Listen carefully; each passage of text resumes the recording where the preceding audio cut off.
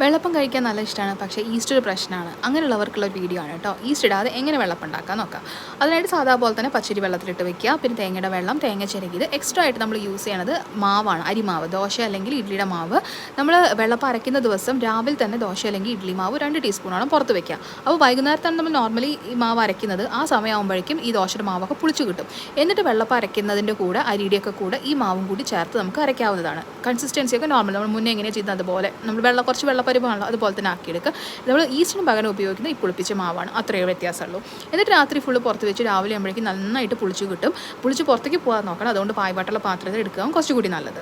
എന്നിട്ട് രാവിലെ ആകുമ്പോൾ സാധാരണ പോലെ നമുക്ക് ചുട്ടെടുക്കാവുന്നതാണ്. എത്ര എണ്ണം വേണമെങ്കിൽ നമുക്ക് കഴിക്കാം കേട്ടോ. ഈസ്റ്റിൻ്റെ ഒരു പ്രശ്നം വരുന്നില്ല. പിന്നെ ഈസ്റ്റ് ഇട്ടില്ല വെച്ചിട്ട് നമുക്ക് എന്താ പറയുക സോഫ്റ്റ്നെസ്സിന് കുറവോ അങ്ങനെയൊന്നുമില്ല, നല്ല സോഫ്റ്റ് ആയിട്ട് തന്നെ കിട്ടും. നന്നായിട്ട് ഓട്ടോട്ടൊക്കെ നന്നായിട്ട് വരും കേട്ടോ, പുളിച്ചിട്ടുണ്ടാവും. എന്ന് നമുക്ക് എത്ര വേണമെങ്കിലും കഴിക്കാവുന്നതാണ്. നല്ല കൂട്ടാൻ്റെ കൂടെയൊക്കെ നമുക്ക് ഇഷ്ടപ്രകാരം കഴിക്കാം. ട്രൈ ചെയ്ത് നോക്കൂ.